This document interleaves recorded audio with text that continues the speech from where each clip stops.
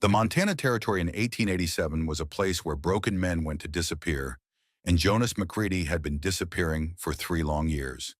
Hidden deep in the pine forests of the Bitterroot Mountains, his cabin sat like a wound in the wilderness, silent, cold, and haunted by the ghosts of dreams that died too young. Jonas had once been a man who'd built cradles instead of coffins, who'd planted gardens instead of graves, who'd believed that love could conquer the cruelest tricks of fate. But that man had died on a snowy February night in 1884, buried alongside his wife Margaret and the daughter who'd never drawn her first breath. Now Jonas McCready was just the woodsman, a shadow who cut timber, trapped game, and spoke to no one except the wind that whispered through the pines. The townspeople of Cedar Falls knew him only as the silent figure who appeared every few months to trade furs for supplies, his eyes holding the kind of emptiness that warned decent folks to keep their distance. But even the most broken men can't outrun destiny forever. You're about to witness how $3 and 3 orphan children would shatter the careful walls Jonas had built around his grief. How a chance encounter at an orphan auction would force a man who'd given up on life to discover that sometimes the family you need most comes in the most unexpected packages. This is the story of Jonas McCready, who thought he was buying temporary help for his failing homestead. Of Lucy, Emma, and Sarah, 3 sisters whose own tragedy would collide with his in ways that would challenge everything he believed about loss, love, and the possibility of second chances. What Jonas didn't know was that one of these children carried a secret that would bring his dead daughter's memory rushing back with devastating clarity. He didn't know that his wife's dying words had somehow survived in the innocent voice of a 4-year-old girl who'd never known her name. The orphan office in Cedar Falls was about to close its doors forever, selling its remaining children like livestock to anyone with $3 and a pulse.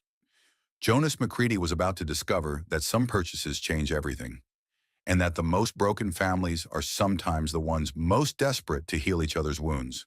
Because when a grieving widower meets 3 orphan sisters, somebody's definition of family is about to expand beyond the boundaries of blood and birth. Someone's going to learn that the love you thought you'd lost forever might be exactly the love you need to save 3 innocent lives.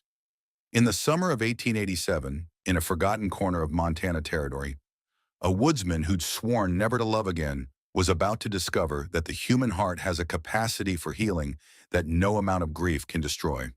The auction block was waiting. The children needed homes. And Jonas McCready was about to learn that sometimes the most important investments are the ones that seem impossible to afford. Sometimes $3 can buy you everything you never knew you needed.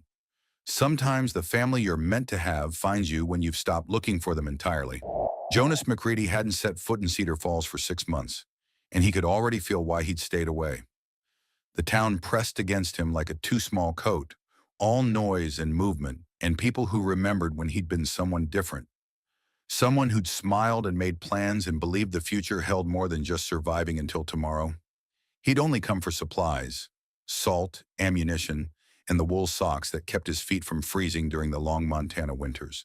What he hadn't expected was the crowd gathered around the orphan office, and he sure as hell hadn't expected the wooden sign that made his stomach clench with unwanted memories. Final liquidation, all remaining children, $3 each. Children, being sold like cattle or grain sacks.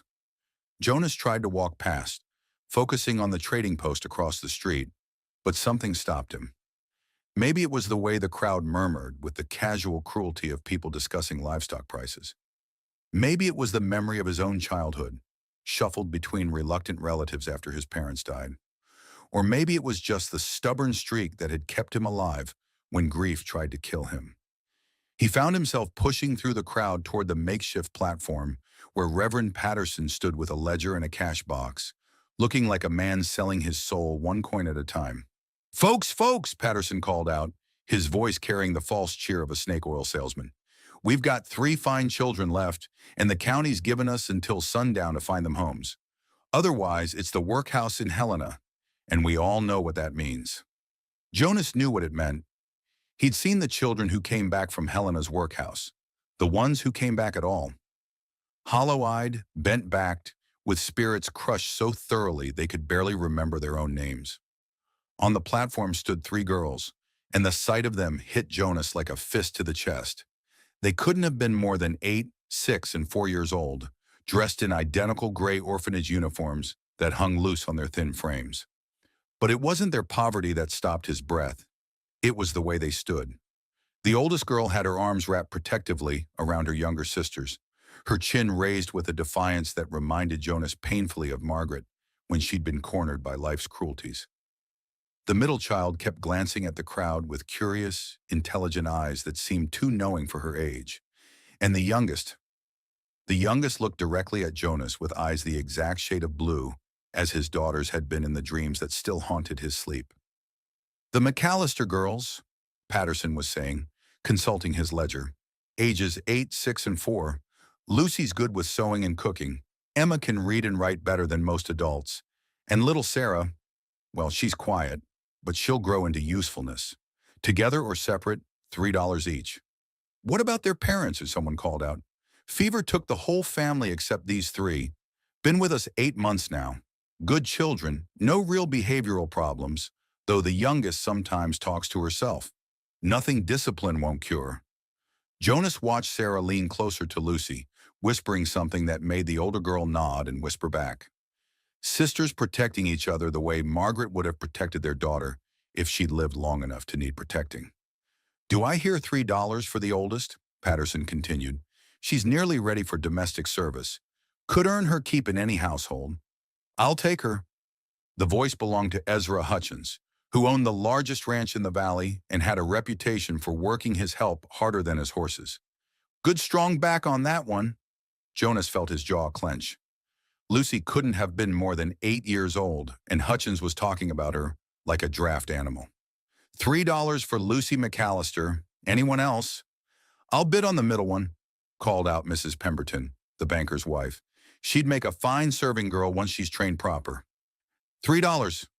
Jonas watched Emma's face crumple slightly before she straightened her shoulders and lifted her chin. 6 years old and already learning that her value was measured in how well she could serve people who saw her as property. And the little one? Patterson looked around the crowd.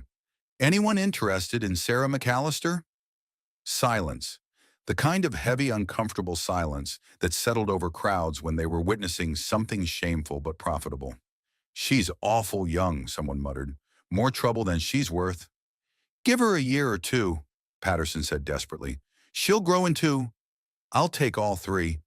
The words left Jonas's mouth before his brain could stop them. The crowd turned to stare at the tall, bearded woodsman who'd appeared at the back, like a ghost stepping out of the forest. Excuse me? Patterson blinked in surprise. All 3 girls. I'll take them. Jonas stepped forward, ignoring the whispers that followed him. $9 total. Ezra Hutchins scowled. Now hold on, McCready. I already bid on the oldest. You bid $3. I'm bidding 9 for all of them. Jonas met Hutchins' glare without flinching. Unless you want to raise your bid to cover all 3 sisters? Hutchins looked at the 3 girls, calculating profit against expense, then shook his head. Ain't worth it. 1 child's plenty. Anyone else? Patterson asked, though his relief was obvious. Selling all 3 children at once meant his problem would be completely solved. Going once, going twice. Sold to Jonas McCready for $9. As Jonas counted out the money, nearly half his available cash, he wondered what the hell he'd just done. He lived alone in a 1-room cabin, barely spoke to another human being from 1 month to the next, and knew less about caring for children than he did about flying to the moon. But when he looked up at the platform and saw Lucy's suspicious relief, Emma's cautious hope, and Sarah's steady blue gaze, he knew he couldn't have done anything else. You'll need to sign papers, Patterson said, shuffling through his documents. Takes legal responsibility, of course. Any health problems, behavioral issues, that's all on you now. Fine. Jonas scrawled his name on the papers without reading them. They got belongings? What you see is what they've got, the dresses they're wearing, and a small bag of personal items. Jonas looked at the 3 girls. His girls, he supposed, though the thought made his chest tight with panic. Come on then, let's go home. Lucy came down from the platform first, still keeping herself between her sisters and the world. Emma followed, clutching a small cloth bag that probably contained everything they owned. Sarah came last, and as she passed Jonas, she looked up at him with those unsettling blue eyes and whispered something so softly he almost missed it. "Thank you, Mr. Jonas." He stopped dead, his heart hammering against his ribs. Not Mr. or Sir or even Macready. She'd called him Mr. Jonas, the same way his daughter would have if she lived long enough to learn his name. "How do you know?" Jonas started to ask, then shook his head. It was just coincidence. Children picked up names from overheard conversations. There was nothing mysterious about it. But as they walked through Cedar Falls toward where he'd left his wagon, Sarah slipped her small hand into his rough one with the confidence of a child who'd never learned to fear strangers. And for just a moment, Jonas could almost imagine he felt Margaret's approval in the mountain wind that whispered through the pines. He'd bought 3 orphans for $9 and didn't have the first idea what to do with them. But as they climbed into his wagon and started the long journey back to his cabin, Jonas realized something had shifted in the careful emptiness he'd built around his life. For the first time in 3 years, he wasn't going home alone. And somehow that felt like the most terrifying and wonderful thing that had happened to him since the night his world had ended in blood and snow. The girls sat quietly in the wagon bed as they left Cedar Falls behind, but Jonas could feel their eyes on him, measuring, evaluating, hoping. Lucy watched the road ahead with the wariness of someone who'd learned not to trust adults who made promises. Emma studied the passing landscape with intelligent curiosity, as if memorizing landmarks in case she needed to find her way back. And Sarah looked at Jonas like she'd been waiting her whole life for him to find her, which was impossible, of course. But as they rolled deeper into the wilderness, toward his isolated cabin, Jonas couldn't shake the feeling that this chance encounter had been anything but chance. That maybe somehow Margaret had been guiding his steps all along. The wagon bounced along the narrow mountain trail as afternoon shadows grew longer, and Jonas found himself stealing glances at his unexpected passengers. The 3 girls sat quietly in the wagon bed, Lucy keeping her sisters close, while Emma pointed out birds and wildflowers in whispered excitement. Sarah simply watched the forest with those unsettling blue eyes, as if she recognized something in the wilderness that the others couldn't see. "How much farther, Mr. Jonas?" Emma asked, the first words any of them had spoken since leaving Cedar Falls. "Another hour, maybe less." Jonas cleared his throat, unused to conversation. "Trail gets rough ahead, so hold on tight." "We will," Lucy said firmly, her protective instincts clearly extending to managing her sister's behavior around their new guardian. As they climbed higher into the mountains, Jonas's anxiety grew. His cabin had been built for one man who barely wanted to exist, let alone live. There was one room, one bed, and supplies for one person who ate when he remembered and slept when exhaustion forced him to. What was he supposed to do with 3 children who would need meals and baths and, God help him, bedtime stories? "Mr. Jonas?" Sarah's voice was so soft he almost missed it over the wagon wheels. "Are you scared too?" The question hit him like a physical blow. He turned to look at the 4-year-old who'd somehow identified the emotion he'd been trying to hide from himself. "Maybe a little," he admitted, surprised by his own honesty. Sarah nodded seriously. "It's okay to be scared. Lucy says being scared just means something important is happening." "Out of the mouths of babes." Jonas glanced at Lucy, seeing wisdom in her 8-year-old face that most adults never achieved. These children had survived losses that would have broken grown men, and somehow they'd emerged with their capacity for hope intact. The cabin came into view just as the sun touched the western peaks, casting long shadows across the small clearing Jonas had carved from the wilderness. It looked exactly what it was, a refuge for a man who'd given up on civilization. The logs were weathered gray, the single window was small and high, and the front porch sagged under the weight of 3 years' worth of neglect. "This is home," Jonas said, trying to see his sanctuary through children's eyes. "It's not much, but it's warm and dry." Emma's face lit up. "It's perfect. Look, Lucy, it's like the cabin in the fairy tale book." Lucy's expression was more reserved. She'd clearly learned not to trust in perfect endings. "Where will we sleep?" That was the question Jonas had been dreading. "Well, there's only one bed, but I can make pallets on the floor. Or I could sleep outside until I build something more permanent." We can share, Lucy said quickly. We're used to it. Emma kicks, but Sarah's quiet. I do not kick, Emma protested, then looked guilty. Well, maybe a little. The domesticity of their banter made Jonas's chest tight with memories of conversations he'd never had with his own daughter. He helped them down from the wagon, noting how Lucy immediately began organizing their few possessions, while Emma explored the clearing with boundless curiosity. Sarah, however, walked straight to the cabin door and placed her small hand on the wood as if she were greeting an old friend. She missed you, Sarah said softly. Jonas froze. What did you say? Sarah looked up at him with those impossible blue eyes. The house. She missed you while you were gone. Houses get lonely, too. It was exactly the kind of whimsical thing a 4-year-old might say, but something in her tone made Jonas's skin prickle with recognition. Margaret used to talk to their house the same way, greeting it when they returned from town, apologizing when they left it empty too long. How do you know about... Jonas started to ask, then caught himself. He was reading too much into innocent words spoken by a child who'd been through trauma. Never mind, let's get you settled inside. The cabin's interior was even less welcoming than the exterior.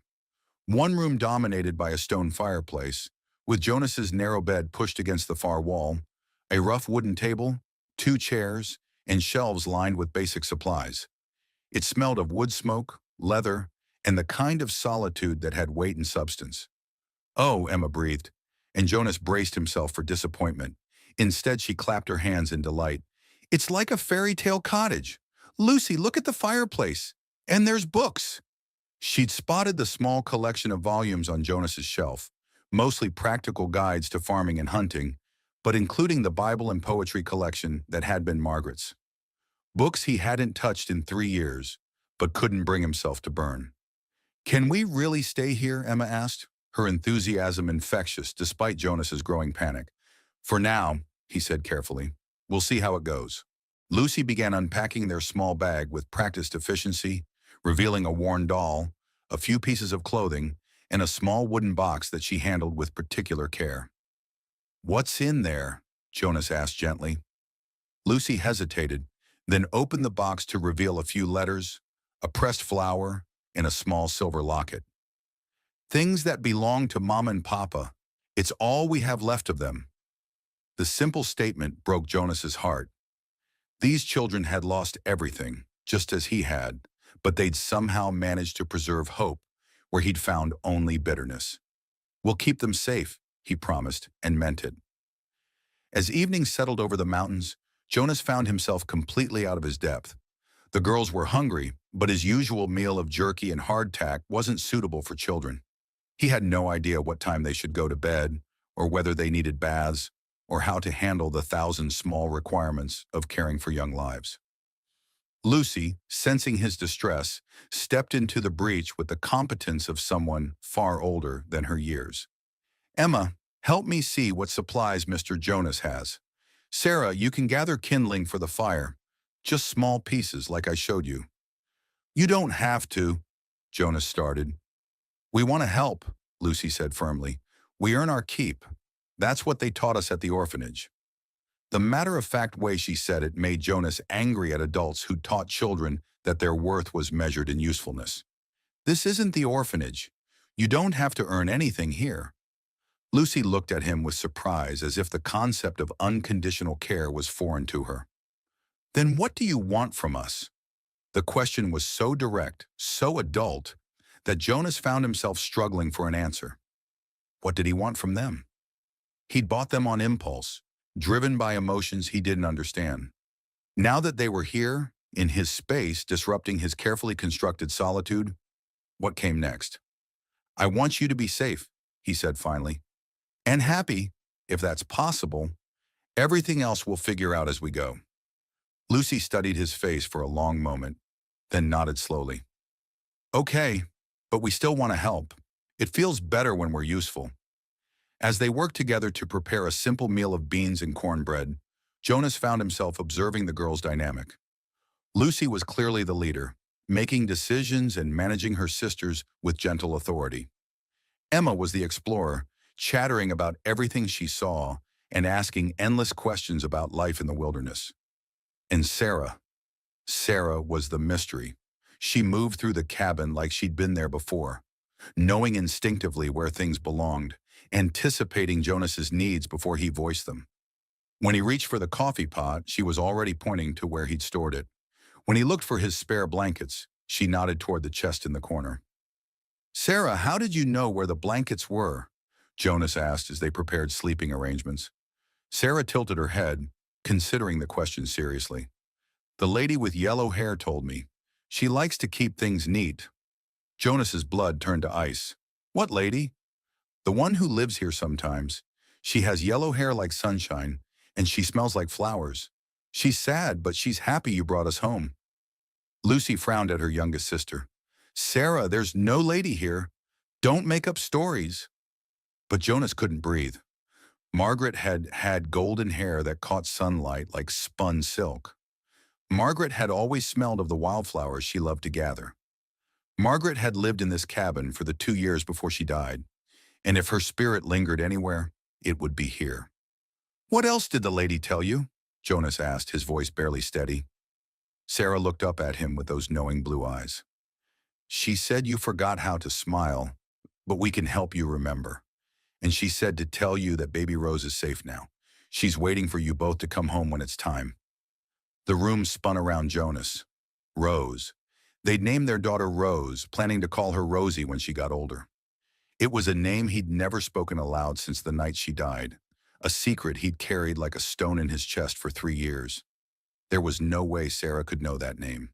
No way she could know about Margaret's appearance or her love of flowers. No possible explanation except, "Sarah," Lucy said sharply, clearly frightened by Jonas's reaction. "Stop talking nonsense. You're scaring Mr. Jonas." But Sarah just smiled with the serene confidence of a child who saw no difference between the living and the dead. "The lady says not to be scared. She says love doesn't end just because bodies do, and she's glad we're here to take care of you." Jonas staggered outside onto the porch, his heart hammering against his ribs. The mountain air was cold and clean, but it couldn't wash away the impossible truth of what he'd just heard. Emma appeared beside him, her young face creased with worry. "Are you okay, Mr. Jonas?" "Sarah doesn't mean to be strange. She just sees things sometimes." "What kind of things?" Emma shrugged. "People who aren't there anymore. She talked to our mama for weeks after she died. The orphanage people said it was just grief, but Sarah knew things. Private things Mama never told anyone else." Jonas looked through the window at Sarah, who was helping Lucy arrange blankets on the floor with the matter-of-fact competence of someone much older, a 4-year-old girl who claimed to speak with his dead wife and knew the name of his daughter who'd lived less than an hour. Either he'd lost his mind or he'd somehow bought 3 orphans who came with a direct connection to the family he'd lost.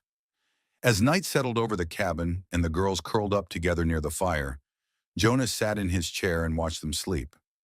Lucy's arm protectively around Emma, Emma's hand resting on Sarah's shoulder, Sarah's face peaceful with the innocence of childhood. He'd thought he was saving them from the workhouse, but as Sarah's words echoed in his mind, words that could only have come from Margaret herself, Jonas began to wonder if maybe they'd been sent to save him. "Thank you," he whispered to the darkness, not sure if he was addressing the living or the dead. From her place by the fire, Sarah stirred in her sleep and smiled. And just for a moment, Jonas could have sworn he smelled wildflowers on the mountain wind. Jonas woke before dawn to the sound of quiet voices and the smell of coffee brewing. For a moment he lay still, convinced he was dreaming. Then reality crashed back. 3 orphan girls were living in his cabin, and one of them apparently spoke to his dead wife. He found Lucy at the stove, carefully tending a pot of porridge while Emma set wooden bowls on the table. Sarah sat in the corner, having what appeared to be a one-sided conversation with empty air. "She says you like your coffee black," Sarah announced without looking up, "and that you used to sing while you worked, before you got too sad to remember the songs." Jonas's hand froze halfway to the coffee pot. Margaret had always teased him about his off-key humming while he chopped wood or mended tools. It was such a specific private memory that no child could have guessed it. "Sarah," Lucy said firmly, "eat your breakfast and stop talking to invisible people." She's not invisible, Sarah replied matter-of-factly. She's just different now. Like how water becomes steam, but it's still water. Emma looked up from her bowl with curiosity rather than fear. What does she look like? Pretty. She has kind eyes and she misses Mr. Jonas very much. She says she's been waiting for us to come take care of him because he forgot how to take care of himself. Jonas set down his coffee cup with shaking hands. Sarah, what's the lady's name? Margaret, Sarah said simply, and she wants to show you something outside. She says it's important. The cabin fell silent except for the crackle of the fire. Lucy and Emma stared at their youngest sister, while Jonas felt the world tilt beneath his feet. He'd never told them Margaret's name. Mr. Jonas! Emma's voice was small. Are you okay? I need some air, Jonas managed, pushing back from the table. Outside, the morning mist clung to the mountains like ghostly fingers. Jonas walked to the edge of his clearing, trying to process what was happening. Either Sarah was somehow channeling his dead wife, or grief had finally driven him completely insane. The garden, Sarah's voice came from behind him. She wants you to remember the garden. Jonas turned to find all three girls had followed him outside. Sarah was pointing to a patch of earth behind the cabin that had been overgrown with weeds for 3 years. Margaret planted flowers there, Jonas said quietly, before she died. She says they're still there, under all the weeds, sleeping, waiting for someone to wake them up. Sarah walked over to the forgotten plot and knelt down. She says baby Rose would have loved to help with the flowers. Jonas's legs nearly gave out. He sank onto a fallen log, overwhelmed by memories he'd spent 3 years trying to bury. Emma, with the intuitive kindness of childhood, came to sit beside him. Sarah sees things that make grown-ups scared sometimes, but she's never mean about it. She just wants to help. What happened to your mama and papa? Jonas asked, needing to understand these children who'd arrived in his life like a miracle wrapped in tragedy. Lucy answered, her voice steady despite the pain in her eyes. Fever. It took everyone in our town except us. We were sick too, but we got better. Mama died holding baby Rose. She stopped, her face paling. I mean, holding our baby brother. His name was Thomas. But Sarah shook her head. No, Lucy. Mama said this baby Rose, not our Thomas. She said Mr. Jonas needs to know that baby Rose is happy and safe, and she's not alone. Jonas buried his face in his hands. Rose. His daughter had lived exactly 47 minutes, just long enough for him to hold her tiny, perfect body and whisper her name. Margaret had died from complications hours later, taking with her all the joy and hope Jonas had ever known. But Rose had been buried in his arms, and he'd never told another living soul her name. How? He whispered. How could you possibly know that? Sarah came over and put her small hand on his knee. Because love is stronger than dying, Mr. Jonas. And because baby Rose wanted me to tell you she's not sad anymore. She's with Mama Margaret, and they're both watching over you. For the first time in 3 years, Jonas wept. Not the bitter, angry tears he'd shed alone in his cabin, but the cleansing tears of a man finally allowing himself to grieve properly. Lucy and Emma moved closer, their own eyes wet with sympathetic tears, while Sarah simply held his hand and waited. She says you can plant the garden again, Sarah said softly. Not to replace what was lost, but to grow something new. She says gardens are about hope, and hope is what keeps love alive. Jonas looked at the 3 girls who'd somehow become his responsibility, then at the forgotten plot where Margaret's dreams had once bloomed. Maybe Sarah was truly speaking to the dead, or maybe she was just a traumatized child with an extraordinary gift for reading grief. It didn't matter. What mattered was that for the first time since his world ended, Jonas felt something other than emptiness. Would you like to help me clear the garden? He asked. Emma's face lit up. Really? We can plant flowers. We can plant whatever you want, Jonas said, surprised by the steady sound of his own voice. Flowers, vegetables, herbs for cooking, whatever makes you happy. As they spent the morning pulling weeds and clearing the forgotten plot, Jonas found himself humming, actually humming, for the first time in years. The girls worked with the enthusiasm of children given purpose, and gradually the earth that had been buried under neglect began to emerge. "Look," Emma cried, pointing to a corner of the garden. "There's something growing here already." Jonas knelt beside her and gently brushed away the weeds. Underneath, impossibly, a small rose bush had survived 3 years of neglect. Its leaves were pale and its stems weak, but it was alive. A single bud clung to the highest branch, preparing to bloom despite everything. Sarah smiled with satisfaction. "She told you there were still flowers waiting? They just needed someone to remember they were there." That evening, as the girls helped him prepare dinner, Jonas found himself studying their faces in the firelight. Lucy's quiet strength, Emma's irrepressible curiosity, Sarah's mysterious wisdom. Somehow they'd filled spaces in his life he hadn't even realized were empty. "Mr. Jonas," Lucy asked quietly, "are you sorry you bought us?" Jonas set down his spoon and looked at her seriously. "Lucy, I want you to listen carefully. You are not something I bought. You are three remarkable young ladies who needed a home, and I needed you even though I didn't know it. There's a difference." "What difference?" Emma asked. "Things you buy are just objects. Family is something you choose to love, and something that chooses to love you back." Sarah nodded approvingly. "She says that's exactly right. She says families aren't about blood.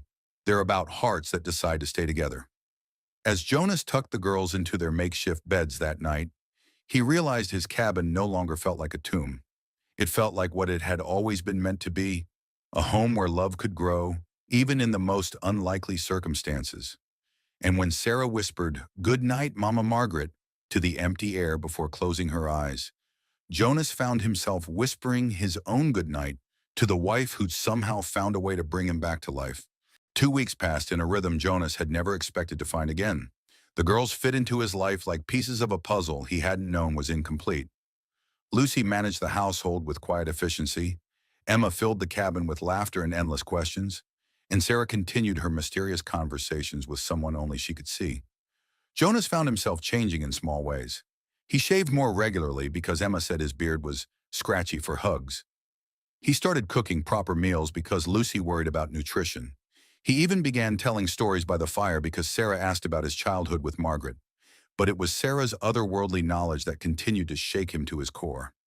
That morning, as Jonas returned from checking his trap lines, he found the girls in the garden they'd been restoring together.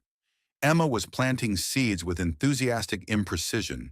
Lucy was carefully weeding around the surviving rose bush, and Sarah was sitting perfectly still having another of her one-sided conversations. "She's excited about something," Sarah announced as Jonas approached. "She says today is special because you're finally ready to hear the whole truth." Jonas set down his catch and knelt beside Sarah. Over the past 2 weeks, he'd stopped questioning these moments and started listening. Whether Sarah was truly speaking to Margaret's spirit or simply processing trauma through remarkable intuition, her words consistently brought him comfort and understanding. "What truth?" Jonas asked gently. Sarah tilted her head, listening to something only she could hear. "She says you need to understand why we came to you. It wasn't accident, Mr. Jonas. It was, what's the word? Destiny." Lucy looked up from her weeding, frowning. "Sarah, stop making up stories." "I'm not making up," Sarah protested. "Tell them, Mama Margaret.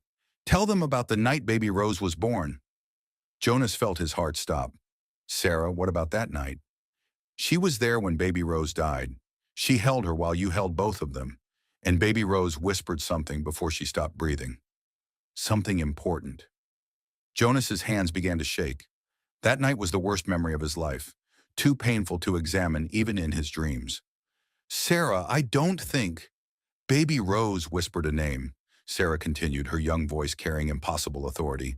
"She whispered Sarah, because she knew that someday a little girl named Sarah would come to take care of you when Mama Margaret couldn't anymore."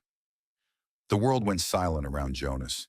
He remembered that night with crystal clarity, holding his dying daughter while Margaret slipped away from blood loss, whispering desperate prayers to a God who seemed to have abandoned them. But Rose, had she made a sound just before the end? Had there been a whisper so soft he'd convinced himself it was just air leaving tiny lungs? "That's impossible," Lucy said. but her voice wavered with uncertainty. Emma had stopped planting and was staring at her youngest sister with wide eyes. Sarah, how could you know about a baby who died before you were born? Sarah smiled with the patient expression of someone explaining something obvious to slow adults. Because Baby Rose told me. She came to me in dreams after our mama and papa died. She said I had to take care of Mr. Jonas because he was her papa, and he was too sad to remember how to live. Jonas felt the earth shift beneath him. Sarah, when did these dreams start? Right after the fever took our family. I was sick and almost died too, but Baby Rose came and told me I had to get better. She said she couldn't stay with her papa, but I could. She said it was my job now. That's why you always seem to know things about the cabin, Jonas whispered, understanding flooding through him. About where things belonged, about Margaret's habits. Sarah nodded. Baby Rose remembered everything from when she was inside Mama Margaret's tummy. She remembered the cabin and the garden and how much you loved each other.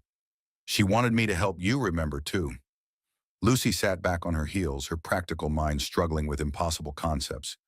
But Sarah, that would mean my daughter's spirit guided you to me, Jonas finished, tears streaming down his face.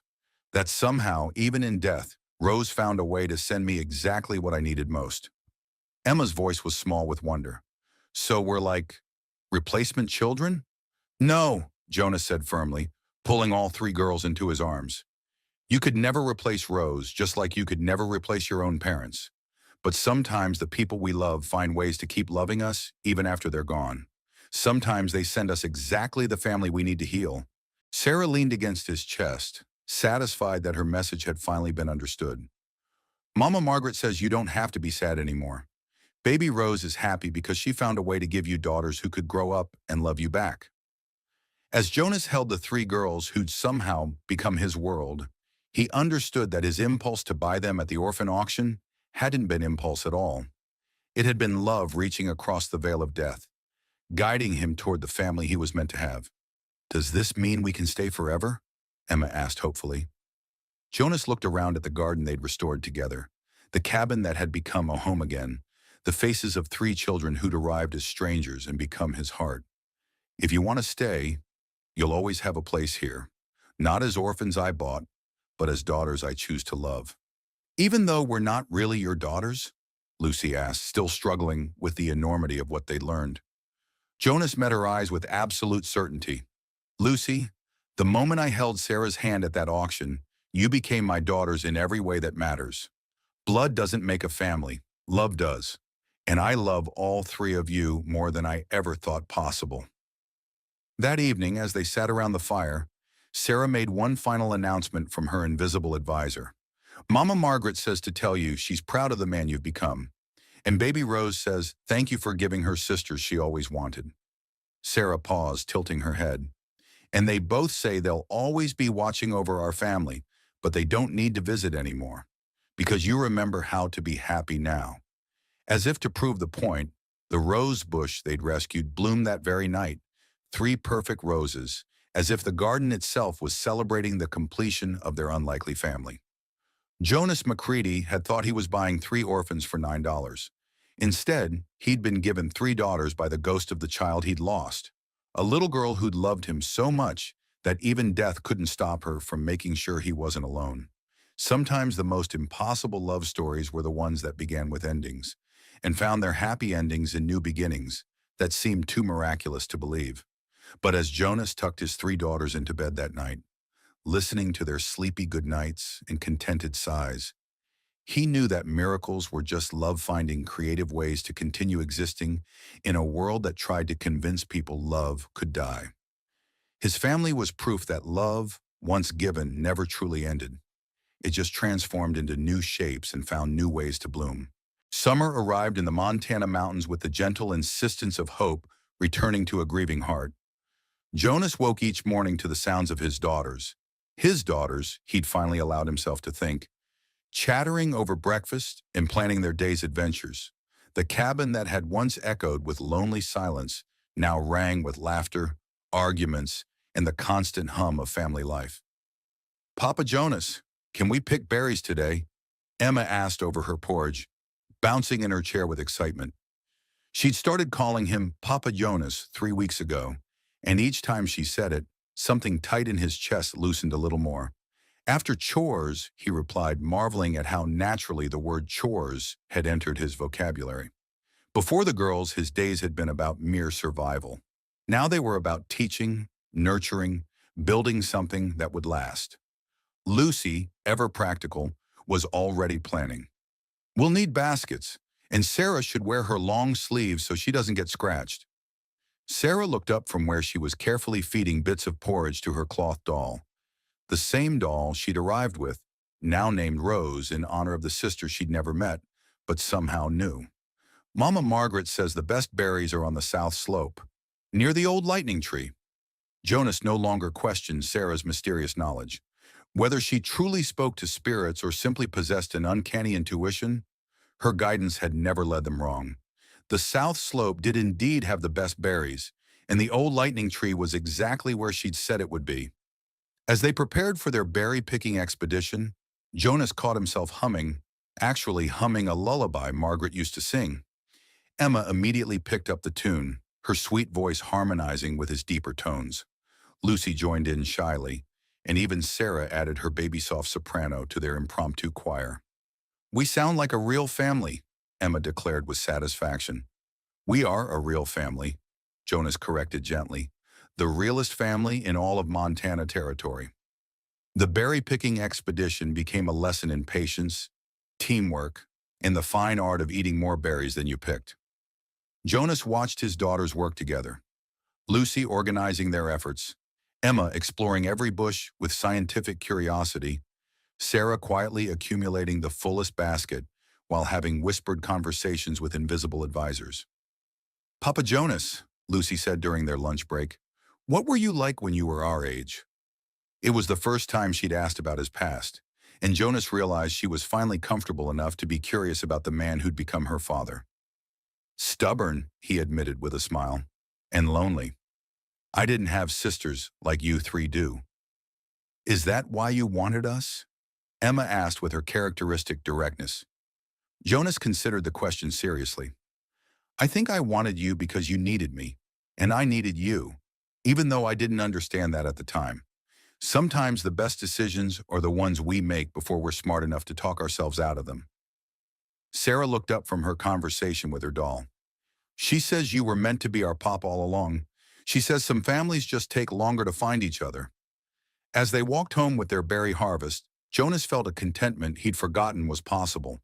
But that evening brought an unexpected challenge that would test their newfound family bonds. A knock at the door interrupted their berry pie dinner. Jonas opened it to find Reverend Patterson, the same man who'd auctioned the girls at the orphan office. "Mr. McCready," Patterson said, his voice carrying an official tone that made Jonas's stomach clench, "I need to speak with you about the children." Jonas stepped outside, closing the door behind him. "What about them?" "There's been a complaint. Some folks in town are saying it's not proper, a bachelor raising 3 young girls alone. There's talk of having them placed in more appropriate homes." Ice ran through Jonas's veins. "These girls are my daughters now. I have the papers." "Papers that say they're bound to you for labor, not adopted as family. There's a difference, legally speaking." Patterson's expression was sympathetic but firm. "Judge Morrison wants to review the situation. There'll be a hearing next week." Through the window, Jonas could see his daughters watching anxiously. Lucy had moved protectively closer to her sisters, as if sensing trouble. "They belong here," Jonas said quietly. "This is their home." "I believe that, McCready. I've heard reports about how well you're caring for them. But appearances matter, and you'll need to prove to the judge that your arrangement is in their best interests." After Patterson left, Jonas sat his daughters down and explained the situation as gently as possible. Lucy went pale, Emma burst into tears, and Sarah simply nodded as if she'd been expecting this challenge. "Are they going to take us away?" Emma sobbed. "Not if I can help it," Jonas promised, pulling her into his arms. "We'll fight this together. We're a family, and families don't give up on each other." "What do we need to do?" Lucy asked, her 8-year-old voice carrying the weight of someone much older. "We need to show the judge that we belong together, that you're not just 3 children I'm caring for, but daughters I love with all my heart."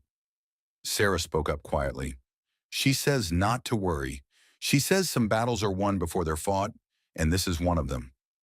Jonas hoped Sarah's invisible advisor was right, but he spent the sleepless night making plans. If someone wanted to take his daughters away, they'd have to prove that he wasn't capable of loving and protecting them. And Jonas was prepared to move heaven and earth to show that these three girls had transformed him from a broken man into the father they deserved. The next morning, he began teaching them everything he knew about mountain living, not because they needed to earn their keep, but because he wanted the judge to see that they were thriving under his care. Lucy learned to bake bread that rose perfectly. Emma mastered the art of reading animal tracks. Sarah demonstrated her uncanny ability to predict weather patterns. But more importantly, Jonas began documenting their daily life. The way Lucy naturally took care of her sisters, how Emma's curiosity led to wonderful discoveries, how Sarah's quiet wisdom brought peace to their household. He wanted written proof that these weren't orphans being housed by a reluctant bachelor, but daughters being raised by a man who discovered his true purpose in loving them. As the hearing approached, Jonas realized he wasn't just fighting for custody of three children. He was fighting for the right to be the man Margaret and Rose had somehow conspired to help him become. A father whose love could heal the wounds left by loss, and whose family could prove that sometimes the most broken pieces fit together to create something stronger than anything that had come before. The battle for his daughters was about to begin, but Jonas McCready was no longer the hollow man who'd bought three orphans on impulse. He was a father, and fathers fought for their children with everything they had. Even when the odds seemed impossible, love found a way to win. The morning of the hearing dawned gray and cold, as if the Montana sky itself disapproved of what was about to happen. Jonas dressed his daughters in their best clothes, simple dresses he'd bought in town, but clean and carefully mended by Lucy's skilled hands. They looked like what they were, three loved children preparing to fight for their family. "Remember what we practiced," Jonas said as they climbed into the wagon. "Answer the judge's questions honestly, but don't be afraid to tell him how you feel about living here." Lucy nodded solemnly, her hand protectively holding Emma's. "We will, Papa Jonas. We'll make sure he understands." Emma, usually irrepressible, was unusually quiet. "What if he doesn't believe us? What if he thinks we're just being loyal because we're scared?" "Then we'll deal with that when it happens," Jonas replied. "But Emma, what you feel for me isn't loyalty born of fear. It's love born of choice, and that's something even judges can recognize." Sarah, sitting calmly with her doll, spoke up. "She says the judge has lost children too. She says his heart will remember what family really means." The courthouse in Cedar Falls was packed with townspeople who'd come to witness the spectacle. Jonas spotted faces both friendly and hostile. Mrs. Peterson, who'd bid on Emma at the auction, Ezra Hutchins, who still scowled at having lost his chance at cheap labor, and surprisingly, several families who nodded encouragingly at Jonas and his daughters. Judge Morrison was a stern man, with silver hair and eyes that seemed to weigh souls. He called the court to order and reviewed the case with methodical precision. "Mr. McCready, you purchased these children at a county liquidation sale for the purpose of household labor. Several citizens have raised concerns about the propriety of a bachelor raising three young girls without proper female supervision." Jonas stood, his hat in his hands. "Your Honor, I may have bought them, but I've raised them." "There's a difference. Explain that difference." Jonas looked at his daughters, drawing strength from their encouraging faces. "When I bought them, I thought I was saving them from the workhouse. I thought I needed help around my homestead. But within days, I realized they weren't helping me survive. They were teaching me how to live again." "That's very poetic, Mr. McCready, but this court deals in facts. What concrete evidence do you have that these children are better off with you than in proper homes with married couples?" Before Jonas could answer, Lucy stood up. "Your Honor, may I speak?" Judge Morrison raised an eyebrow. "You're rather young for legal proceedings, miss." "I'm old enough to know the difference between being wanted and being needed," Lucy replied with startling maturity. "Before we came to Papa Jonas, we were burdens. People fed us because they had to, housed us because the county paid them to. Papa Jonas feeds us because he loves watching us grow. He houses us because we make his house a home. Emma jumped up beside her sister. And he doesn't make us work like servants. He teaches us things because he wants us to be smart and strong and happy. He reads us stories and tucks us in and worries when we get sick. Judge Morrison's stern expression softened slightly. And you, young lady, he asked Sarah, what do you think about living with Mr. McCready? Sarah stood clutching her doll and spoke with the quiet certainty that had amazed Jonas from the beginning. Papa Jonas was broken when we found him. We were broken too. But broken things can be fixed when they have love to hold them together. He's not our papa because he bought us. He's our papa because he chose to love us, and we chose to love him back. This is highly irregular, someone called from the gallery. Jonas recognized Hutchins' voice. A bachelor raising 3 girls is improper, regardless of sentiment. Judge Morrison banged his gavel for order, then looked thoughtfully at Jonas. Mr. McCready, how do you respond to concerns about propriety? Jonas took a deep breath. Your Honor, I can't give these girls a mother, but I can give them a father who would die before letting harm come to them. I can't provide female supervision, but I can provide love, stability, and a home where they're valued for who they are, not what they can do. He paused, his voice growing stronger. I know what it's like to be unwanted. I know what it's like to lose everything that matters. These girls saved me from becoming someone I didn't want to be. If that's not proper, then maybe propriety isn't what children need most. Judge Morrison was quiet for a long moment, studying the faces of the 3 girls who stood protectively close to the man they called father. Finally, he spoke. In 20 years on this bench, I've seen many custody cases. I've seen children fought over like property, and I've seen children abandoned by people who should have loved them. He looked directly at Jonas. What I see here is rarer. 3 children who found a father who's found his purpose in raising them. The courtroom held its collective breath. However, the judge continued, and Jonas felt his heart stop. The concerns about propriety aren't entirely without merit. A bachelor raising 3 young girls will face ongoing scrutiny and social challenges. Emma grabbed Jonas's hand, her small fingers gripping tightly. Therefore, Judge Morrison said, I'm ordering a 6-month probationary period, during which time Mr. McCready will receive regular visits from a county representative to ensure the children's continued well-being. If, at the end of that period, all parties are thriving, I'll grant full legal adoption. The courtroom erupted in mixed reactions, but Jonas only heard Emma's squeal of joy and felt Lucy's fierce hug. Sarah simply smiled and whispered, She says the hard part is over now. She says we really are a family forever. 6 months later, Jonas stood in the same courtroom, but this time the atmosphere was entirely different. The county representative, Mrs. Collins, had filed glowing reports about the McCready household. The girls had thrived academically, socially, and emotionally. More importantly, Jonas had become a respected member of the community, the grieving widower who'd found his way back to life through the love of 3 remarkable children. Mr. McCready, Judge Morrison said with something that might have been a smile, it's the judgment of this court that Lucy, Emma, and Sarah McCready are exactly where they belong. Adoption is granted, with all the rights and responsibilities therein. As they walked out of the courthouse as a legally recognized family, Emma skipped ahead, Lucy walked proudly beside Jonas, and Sarah paused to wave goodbye to someone only she could see. Are they leaving now? Jonas asked quietly. Sarah nodded. They say their job is done. We don't need guardian angels anymore because we have each other. That evening, as Jonas tucked his daughters into the beds he'd built for them in their expanded cabin, he marveled at the journey that had brought them together. He'd thought he was buying 3 orphans for $9. Instead, he'd been given 3 daughters by the spirit of the child he'd lost, a love so strong it had reached across death itself to ensure he wasn't alone. Papa Jonas, Emma said sleepily, do you ever miss being by yourself?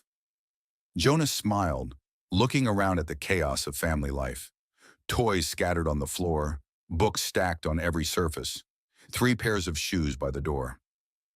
Emma, I can't even remember what alone felt like, and I never want to find out again. As he blew out the lamp and listened to his daughter's peaceful breathing, Jonas whispered a final thank you to the wife and child who had somehow orchestrated this miracle. He'd learned that love didn't end with death. It just transformed, finding new ways to bloom in unexpected places.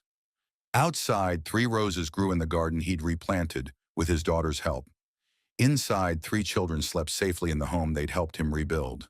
And somewhere between the visible and invisible worlds, 2 spirits rested easy, knowing their work was complete. Jonas McCready had found his family in the most impossible way. But as he'd learned, the best families were often the ones that seemed impossible until love made them inevitable. Sometimes the most wanted children were the ones nobody else wanted. Sometimes the best fathers were the ones who thought they'd never be fathers at all. And sometimes $9 could buy you everything that mattered in the world. If you were wise enough to recognize that what mattered most couldn't be measured in money, it could only be measured in love. And love, once given freely, always found a way to multiply beyond anything you could have imagined. And so, in the Montana mountains of 1887, a broken woodsman learned that sometimes the most precious families are forged in the fires of shared grief and mutual healing. Jonas McCready discovered that love doesn't die. It just finds new ways to express itself, sometimes through the innocent voice of a 4-year-old who speaks to angels. Lucy, Emma, and Sarah McCready prove that orphans aren't children without families. They're children waiting for the right family to find them. Their courage in the courtroom showed that love chosen is often stronger than love inherited, and that the bonds formed by choice can be unbreakable. Together, they demonstrated that healing happens when broken people refuse to stay broken, that gardens can bloom again after years of neglect, that homes can fill with laughter after being silent with grief, and that sometimes the most impossible love stories begin with endings and find their happy conclusions in new beginnings that feel too miraculous to believe. Jonas learned that being a father isn't about biology, it's about showing up every day with love, patience, and the willingness to put someone else's needs before your own. His daughters taught him that children don't need perfect parents. They need present parents who are committed to growing alongside them. But this story raises so many questions that keep us wondering long after the final rose bloomed in their restored garden. What happened to the McCready family as the girls grew up? Did Lucy become the teacher she dreamed of being? Did Emma's insatiable curiosity lead her to become an explorer or scientist? And what about Sarah? Did her supernatural gift continue as she matured? Or did it fade as she no longer needed to bridge the gap between worlds? More intriguingly, what other miracles were happening in 1887 Montana territory? We know Jonas wasn't the only broken man seeking redemption in the wilderness. The frontier was full of people running from their pasts, looking for second chances, carrying secrets that could change everything if the right person discovered them. What if there were other children at that orphan auction? Children with their own mysterious connections to the spirit world. What if Sarah wasn't the only child who could speak to the dead? Imagine the stories we could tell about a young boy who communicates with the ghost of a Civil War soldier, or a girl who receives guidance from a grandmother who died before she was born. And what about the townspeople of Cedar Falls? Mrs. Collins, the county representative who monitored the McCready family, what secrets might she have been hiding? What about Judge Morrison, who Sarah said had lost children of his own? His story of loss and how it shaped his understanding of what family really means could be a powerful tale of redemption and justice. The spiritual elements of this story also open up fascinating possibilities. If love really can transcend death, if spirits can guide the living toward healing and happiness, then what other impossible reunions might be orchestrated by those who've passed on? What other families might be formed by supernatural intervention disguised as coincidence? Think about it. What if there was a sequel following the McCready girls as they grew up and started having supernatural experiences of their own? What if Lucy, now a teacher, encounters a student who reminds her of her younger self?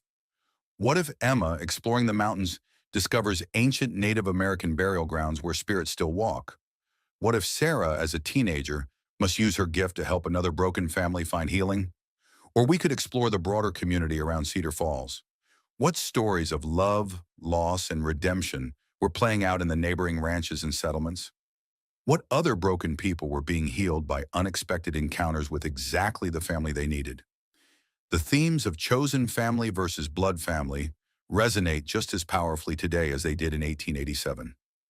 In our modern world, how many people are still searching for the place where they belong? How many are waiting for someone to choose them, not for what they can provide, but for who they are? This story also makes us think about the role of faith and spirituality in healing trauma.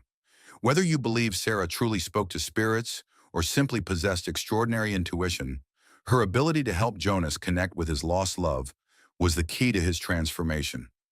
What other forms might spiritual healing take? What other ways might the universe conspire to bring healing to those who need it most? Have you ever experienced a moment when what seemed like coincidence turned out to be destiny? Have you witnessed love that transcended loss, or seen families form in ways that defied conventional wisdom? More importantly, have you ever felt the presence of someone you'd lost, guiding you toward happiness they wanted you to have? And here's what we really want to know. If we were to continue the McCready family story, what would you want to see happen next? Should we follow the girls as they grow up and face the challenges of young womanhood in the American West? Should we explore Jonas's past and the tragic story of how he lost Margaret and Rose? Or should we expand the universe and tell stories about other families in Cedar Falls who found healing in unexpected ways? Maybe you'd like to see a story about how Jonas and his daughters handled the girls' first romances. Imagine the protective father who'd gained his daughters so miraculously, now having to let them go to build families of their own. Or perhaps you'd enjoy a tale about Sarah as a young woman, using her supernatural gift to help other families connect with their lost loved ones. What about the practical challenges they must have faced? How did three girls from the orphanage adapt to life in the wilderness? What did they do during the harsh Montana winters when they were snowed in for months? How did Jonas handle the inevitable questions about teenage feelings, growing up, and the complexities of raising daughters without a mother figure? The spiritual aspect also opens up questions about the nature of the afterlife in the Wild West Stories universe. If Margaret and Rose could guide events from beyond the grave, what about other spirits? Are there malevolent ghosts as well as benevolent ones? What about the Native American spiritual traditions that would have been prevalent in Montana territory? How might those intersect with Sarah's gift? We're also curious about the historical context. What real events were shaping Montana territory in the 1880s and 1890s that might have affected the McCready family? How did they navigate the Indian Wars, the expansion of the railroad, the mining booms and busts?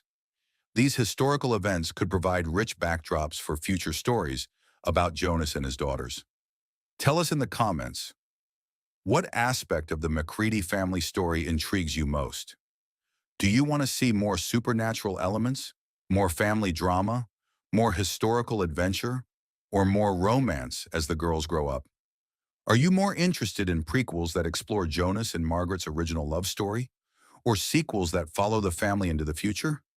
What other characters from this story deserve their own tales? What about Reverend Patterson, who had to make the heartbreaking decision to auction off children like livestock? What drove him to that point, and how did witnessing Jonas's transformation affect his own faith? What about the other people who bid on the girls? What were their stories? And how might their lives have been different if they'd been the ones to take the children home? Here's something else to consider. This story took place during a time when adoption was rare and informal. What legal and social challenges would the McCready family have continued to face as the girls grew up? How would their unconventional family structure have been viewed by neighbors, potential suitors, and society at large? And what about the broader theme of men learning to be nurturing fathers? Jonas's transformation from grieving widower to devoted father was remarkable, but it couldn't have been easy. What other stories could we tell about frontier men who found themselves responsible for children and had to learn how to provide not just physical care, but emotional support and guidance? The story also touches on themes of economic hardship and social inequality. What other tales could we explore about the intersection of poverty, family, and love in the American West? How did other families survive when formal social services didn't exist, and community support was often the difference between life and death? Don't forget to subscribe to Wild West Stories for more incredible tales of love that conquers impossible odds, families that form against all expectations, and the courage to believe in second chances when everyone else has given up hope. Hit that notification bell because we're planning something special based on your feedback. But most importantly, share your ideas in the comments below. What stories do you want us to tell next? What characters deserve deeper exploration? What themes resonate most powerfully with your own experience of family, loss, and healing? Your suggestions literally shape the stories we choose to tell. Whether you want more supernatural elements, more historical detail, more family drama, or more romance, your voice matters in determining what tales we explore next in the Wild West Stories universe. Until next time, remember, every heart that chooses love over fear makes the world a little more magical. Every person who opens their home to someone who needs belonging helps prove that miracles are just love, finding creative ways to happen. Sometimes $3 really can buy you everything that matters. Sometimes $9 can purchase a lifetime of purpose. And sometimes the family you're meant to have finds you exactly when you've stopped believing that families like that still exist. Jonas McCready thought he was saving three orphan children. Instead, three angels disguised as little girls saved a man who'd forgotten how to live. What impossible family story is waiting to be told next? Help us decide, and let's discover together just how many miracles love can create when it refuses to accept that some things are impossible. Thanks for joining us in the Montana mountains, where love conquered death and families bloomed like roses after the hardest winter. Now tell us, what miracles are you ready to believe in?